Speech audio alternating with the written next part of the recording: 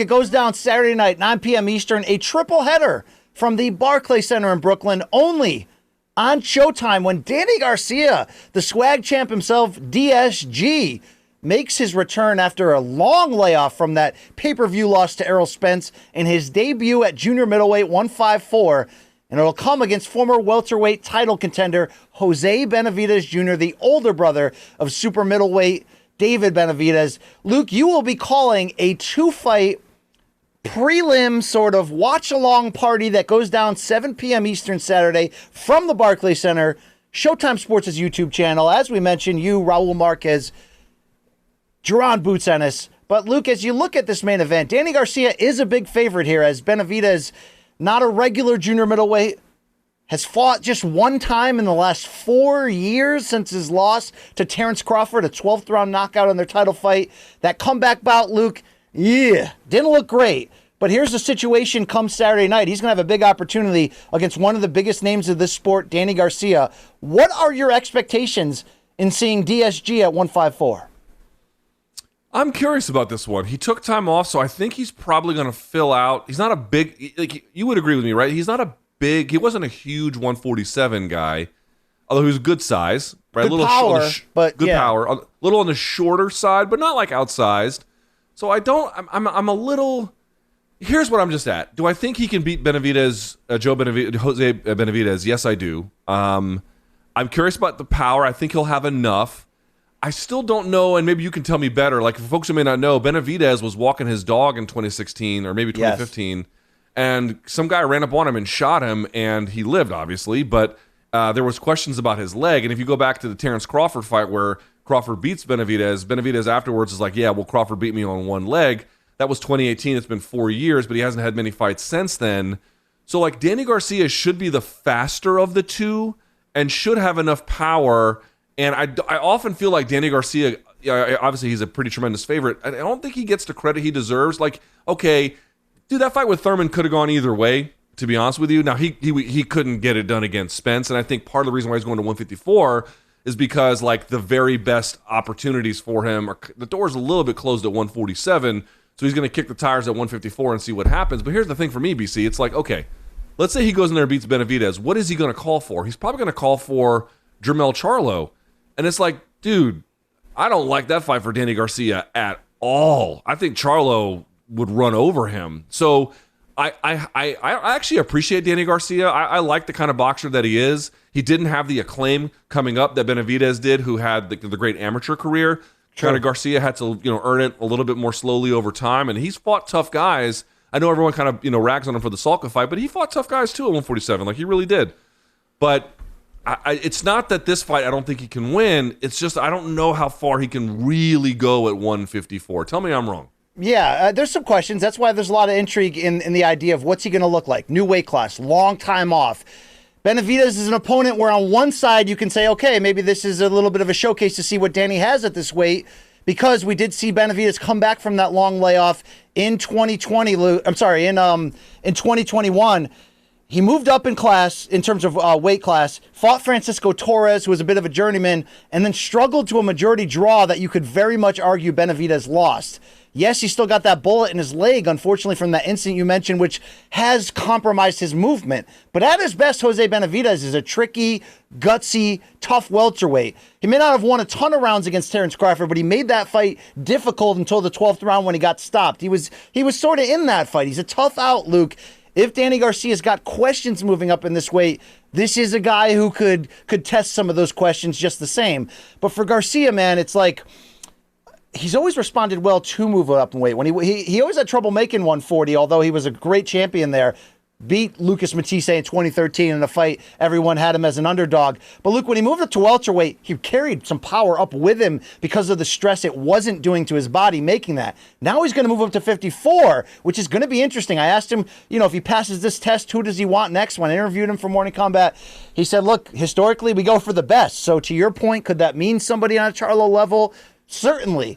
I think there's also big potential business, Luke, and him and I talked about that, about maybe a rematch with Keith Thurman at 154, as both have talked about wanting that fight and wanting it at this weight class. And again, we've also seen Danny Garcia push Sean Porter to the limit in his only other loss outside of that Spence fight and the Thurman fight. But Luke, I did talk to Danny Garcia. He just seems happy to be back. And the first thing I asked him was like, where the hell you been, bro? It's been a while since we've seen DSG. Let's go to the videotape. I was just spending time with my family. Taking advantage of the regular things in life, being a family man, traveling, having fun, giving myself some time to miss the sport. And that's what I was doing. Because like I said before, this is all mental. Boxing game is all mental. If you don't feel mentally good, you feel mentally tired, then you're not going to perform well. So I just give myself some time to miss the sport and mentally recoup and physically recoup and just feel good again. And that's why I'm back. Look, he went on to talk about the hunger that he kind of lost, right? He was a big game hunter there for a while, fought Thurman, then eventually finds Porter, then Spence on pay-per-view. Would have some in-between tests, but would always kind of look to step back up. But Luke, the talk in the second half of his career, as you see him on Instagram with the, spending the money, buying the businesses. He owns that complex with the car repair shop, the barber shop. You see Crazy Angel, his dad and trainer, running around in the expensive pajamas, as I asked him. Some have questioned whether he still has that hunger.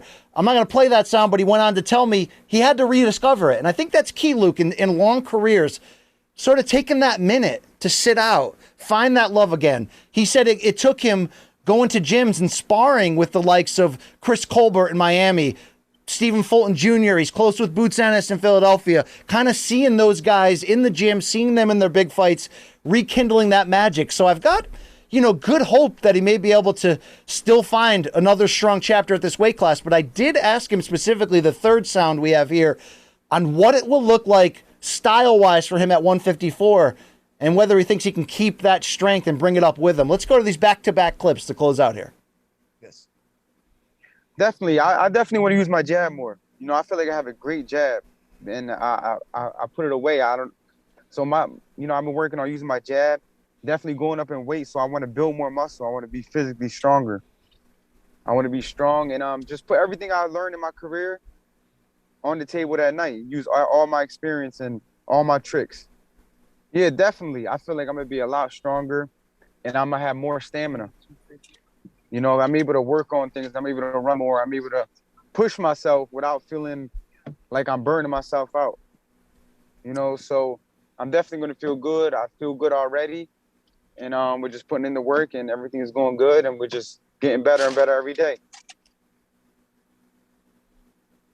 I thought that was interesting, Luke, those back-to-back answers, because when you look at Danny Garcia as a whole, what has held him back against the very elite? It's always come down to foot speed. I think that's always been his Achilles heel against the very elite, a Thurman, a Porter, a Spence, is that Danny Garcia needs to set and be stoic to throw those big shots. That looping left hook that he throws, that he sets up with a body shot with the right hand and then comes across. That's a finishing move. Look at the Rod Salka highlights. Look at the highlight reel. Look at when he debuted the opening night at the Barclays Center in 2012 in the rematch with Eric Morales. That's a devastating shot. But at his core, Luke, he is a very good boxer, an underrated boxer. When you move up in weight, that speed advantage sometimes can close when you're the smaller guy moving up and it's not an issue. Could you see him being more of a boxer, looking to try to counter with big shots, almost like a later stage Juan Manuel Marquez at this weight class? That's interesting. What's funny is I actually think he'll be the more fleet of foot of the two in this case. Yeah. I actually don't think he has to retreat to the problems that plagued him at 147.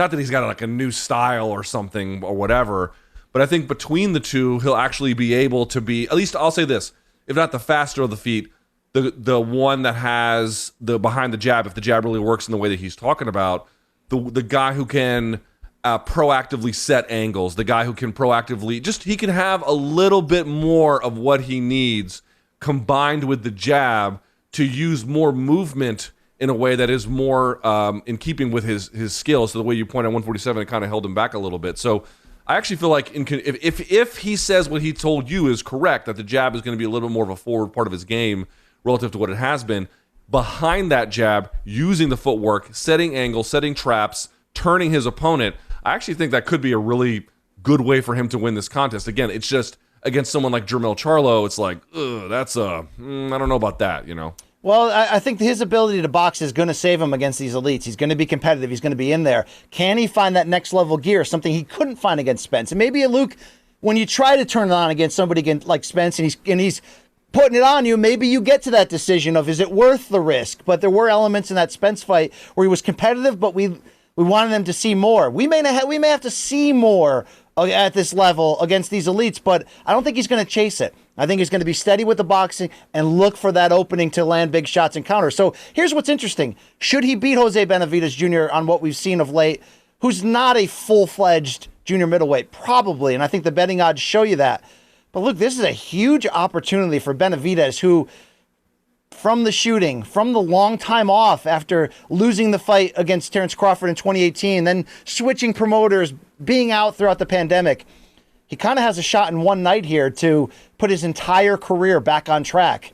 I mean, he was the promised prospect, to your point earlier, trained by his dad, Jose Sr., whereas David Benavidez was, in his teens, he was like a 250-pound heavyweight. He's the guy who's kind of come out of nowhere and made a run in the family.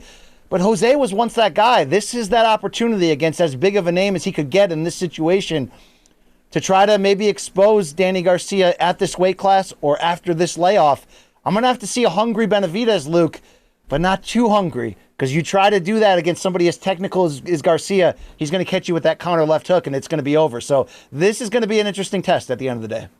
Is it me, or has Angel Garcia been, like, real quiet? Yeah. They don't give him the mic like they used to. Like the glory days of Angel going toe-to-toe with Zab Judah and his father, like, those days are over. A couple times I think Angel went a little too far on the mic, Luke. You know what I'm saying? Like, and I think they had to rein him in. But he still takes the pressure off of Danny. They still work great together. Danny's still a star. Let's see, Luke. He gets by this test, whether it's Thurman, whether it's the winner of Zoo versus Charlo, or whether it's Fundora. That'd be a weird fight, right? Ooh, Danny I hadn't even thought about that. Yeah, dude, that's a tough fight either way, actually. That's a fun one, yeah. Indeed. This is a triple header, as I mentioned. Can't sleep on Adam Kovnatski, Luke. Tough fight. Had those two losses to Robert Helenius, who's, by the way, and rumored to be in talks of potentially getting Deontay Wilder, making a comeback after a long layoff. Kovnatski's friends with Joanna Jędrzejczyk, Luke, and I actually saw a video of Kovnatski coming down to American Top Team, so he's really looking to get in shape. He's a busy, aggressive, active heavyweight, but he doesn't have that fight-changing power. And if you can stand in front of him with a heavy jab and pick him apart, as Helenius did, you can expose him. This is a big fight. He's going to be taking on Ali Aaron Demizirin, who's actually a minus 165 betting favorite against Kovnatski. Something to watch there in the co-main. And Luke, that opener, Gary Antoine Russell, the brother of Gary Russell Jr., who beat Victor Postal in a huge step-up fight. Dude, he's taking on Rancis Barthelemy, who's been around a while, who is tricky, that Cuban style. It's going to be a good fight to open things up. Yeah, Russell, Gary Antoine Russell, kind of like, I feel like, because here's the thing, Rancis Barthelemy, not accused of being the most crowd-pleasing fighter ever. I think that's a fair way to put it. It's fair.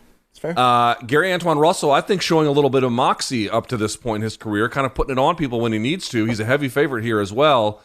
I like this fight. By the way, Gary Antoine Russell out of the D.C. area, so that's where my heart's going to be. But it's a tough one because Barthelemy can be a little bit tricky. But the real question for me is, I think obviously Russell can win. I would like to see how much he can press Barthelemy. I think that's the one I'm looking for. Also, dude, my Spanish is fucking horrendous. It's not any good. So when I went in for the fighter meetings on Zoom, the main card ones were bleeding into the prelim cards where I was set up for, and then Rancis had just showed up. His Spanish was indecipherable to me, to the point where even the translator didn't know what he was saying. That actually happened on the fighter. She's like, I don't know what the fuck he's saying. Like, he is speaking very difficult Spanish. Rancis, I've been a huge Barthelemy guy. I don't know. I fall in love with the Cuban boxers, Luke. He never quite lived up to it. He's had those somewhat disappointing performances, but he's been, he's shown those elite flashes of skill. And, this is a fight where he is a heavy favorite against a guy who's coming on, but he's going to have to show that crafty veteran side. When you make Barthelemy fight you, Luke, I do feel like he's a better fighter. He's more dangerous. But the way that Gary Antoine Russell walked down Postal and put the action on him, which led to that stoppage, He looks to be good. I know that the Russell family lost their father, patriarch and trainer, but he's got his brother Gary Russell Jr. as his lead trainer in the corner. So we'll see what happens Saturday night. That's a 9 p.m. Eastern triple header start on Showtime. Don't forget Luke Thomas in those prelims, 7 p.m. Eastern. Raul Marquez, Boots Ennis. Should be a good time had by all.